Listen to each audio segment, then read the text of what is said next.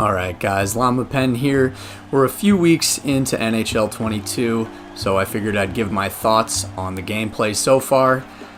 I've noticed that since the release of 22, the community has been really divided and basically on two extremes when it comes to this game.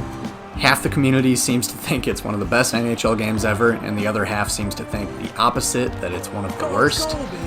I will say, at least with people I play with, and just when gauging the pulse online, that it seems to have skewed more toward people not liking the game as time has gone on, and I think there are some talking points that I have to agree with on both sides. I do want to clarify that I really don't play HUT or one-on-one game modes nearly as much as I do EASHL, also known as World of Chell, so while you might see a few online versus play clips in this video, my points are basically going to focus more on EASHL. So let me first start off with the things that I do like about NHL 22, and there are plenty. First and foremost in my eyes is the new build system. This was advertised as basically the main selling point for EASHL players, and that seems valid. Not only have they tweaked a few of the builds at their bases, height and weights for builds are now broader, but there is an insane amount of attribute customization and tons of traits that allow you to get creative with builds in a way that we've never really seen in the NHL series. Most builds seem like viable options online and accommodate all different play styles. This to me is a very welcome change to the NHL series, and the addition of new boosts each season I think are going to keep players interested as the year goes on. Second, and this is in stark contrast to NHL 21, is pass interceptions. In NHL 21, I think the most frustrating thing in terms of gameplay was not being able to intercept passes, even sometimes when positioned perfectly. I really believe that playing NHL 21 for a year conditioned people to make really bad cross-crease passes that logically just shouldn't have been available at all, and that is going to be incredibly frustrating at first for people switching over to 22. If you're positioned well, not even perfectly, but just well, you're most likely going to, at the very least, be able to disrupt the play, if not just take possession entirely. Obviously, your class and defensive attributes are still going to factor into just how well you can intercept passes, but you're not going to be able to just pass a puck through two defenders perfectly positioned, and this to me is obviously a welcome and much needed fix. Next, I will say the skating and just general speed of the game feels good. Bigger classes feel more viable as they can actually skate, and little speedster classes still fly around the ice. It feels to me like left trigger skating is actually faster this year, which seems like it had been dialed back the last several years, but the new hitting this year makes it much less overpowered and effective overall. Which leads me on to the physics, and specifically hitting, which feels really fun to me this year. I've heard a lot of people complain about nudges and getting bumped off the puck too easily from minor contact, but personally I'm much more okay with that than the last several years of NHL, where a lot of contact would have zero effect on the puck carrier, as this was not only unrealistic, but allowed for easier puck ragging and more exploitative gameplay. Hitting has always been really fun, so I like that I can be a big skater and knock little ballerinas off the puck, or just knock them over from a near standstill, and guys can't just hold the puck on their forehand and become immune to physical contact. My last point is something that might be controversial, and it will lead me into my first con for 22, so just bear with me here if you disagree, but I love that passing is more difficult and skill-based. Pass rating seems to matter a lot more, as long passes, backhand passes, spin passes, behind the back passes all have varying degrees of difficulty and effectiveness, which are further highlighted if you aren't playing with a build that has a good passing rating or the right traits. This is something that I said I wanted actually recently in a video just a few weeks ago titled "The NHL Series Doesn't Make Sense." I was frankly shocked to see that this was actually implemented into 22, as it makes the game probably harder than it's ever been. It feels as though the aim assist is way lower, and the power of your passes are much slower when making certain passes, even when they're charged up. This forces you to really think about your target, what kind of pass you want to make, and forces you to weigh the risk of, say, a backhand saucer pass up the boards versus hanging onto the puck and waiting for a better option. I love this as a game mechanic. Where it gets frustrating to me is when we factor in puck pickups and pass receptions, which leads me to my first and easily biggest issue that I have with NHL 22. Similar to the way that I like how much more difficult passing is in this game, I like that not all puck pickups or pass receptions are created equal.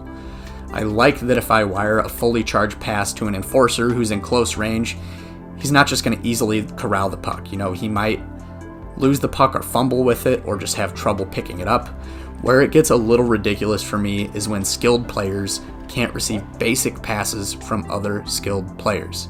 I see it every single game where a guy either fumbles with a simple, soft pass or simply has the puck hit his stick and it flies away.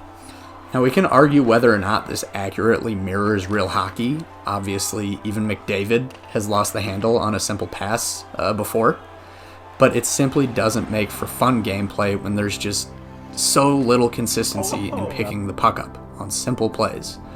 This is without mentioning the fact that I've had several occasions where my player was just unable to pick up or even touch a puck that was moving slowly right in front of him, which seems less like a mechanic of the game that's intended and more like an unintended flaw.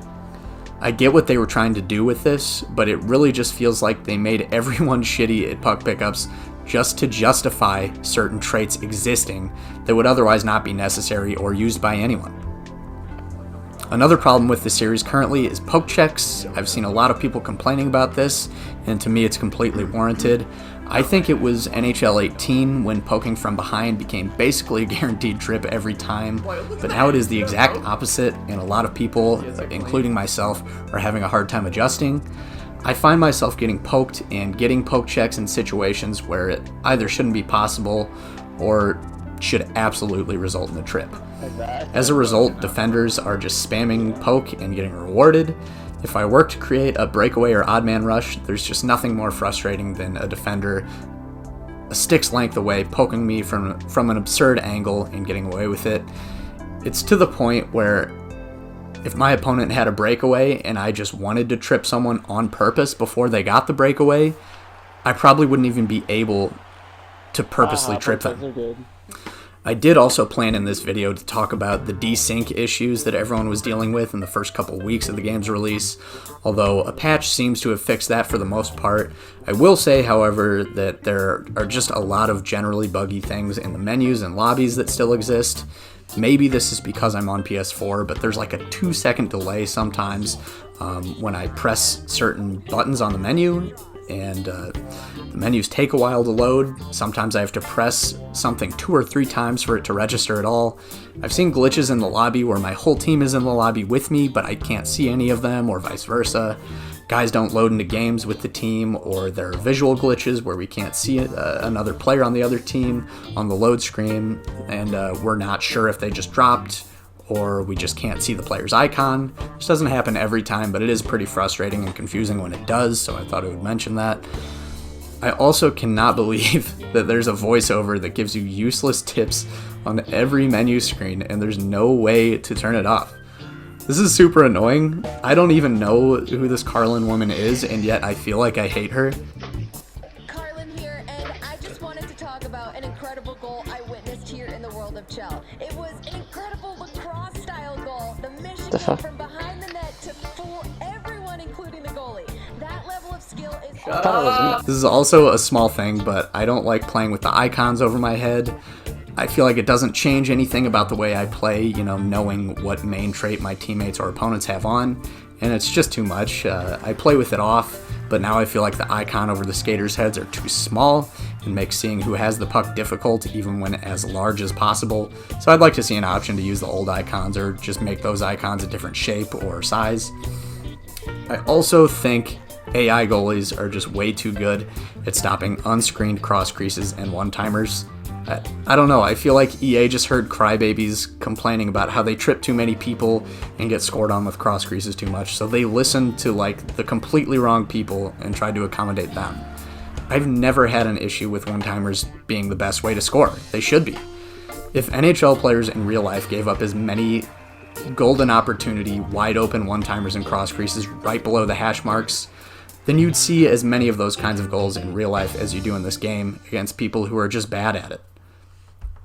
I've played way too many games where AI goalies make incredibly difficult tap-in goals look like routine saves.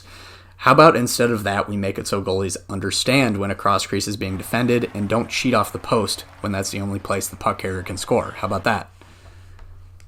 Along this same line, and maybe this is just me, but I've seen more greasy goals this year on AI and human goalies than I have in the past few years.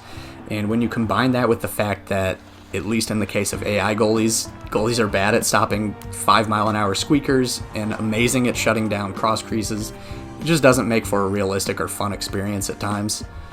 So anyway, guys, those are my main points when it comes to NHL 22. At first, I will admit, I really wasn't having fun with this game. It's certainly grown on me since then, the more I've played, but I still think there's some major gameplay flaws that most likely are not going to be addressed in future patches, which is unfortunate. I won't say this is the worst NHL game I've ever played, and I definitely won't say it's the best. I'm still having fun playing the game, and I'll certainly continue to play it. And while I can appreciate the boldness of some of the changes this year with player builds and some of the mechanics of passing and puck pickups, the gap between what certain builds are good at and when compared to other builds, I think they just missed the mark a little. I think they've set the groundwork for the future and can build on and improve some of these aspects in the future. Hopefully we can keep the hitting, keep the skating and speed, nerf the poke checks, fix puck pickups and pass receptions, fix some of the little bugs on and off the ice, and just focus on the things that affect the gameplay. So anyway, guys, that's my breakdown of NHL 22, what I liked and what I didn't like. But what do you think? Are you guys liking 22? Do you like it more than 21? What do you think they could fix, and what do you think they've improved upon? So let me know down in the comments. As usual, I'll have plenty of other EASHL videos coming out, so stay tuned for those. Hope you guys like this video, and I'll see you in the next one.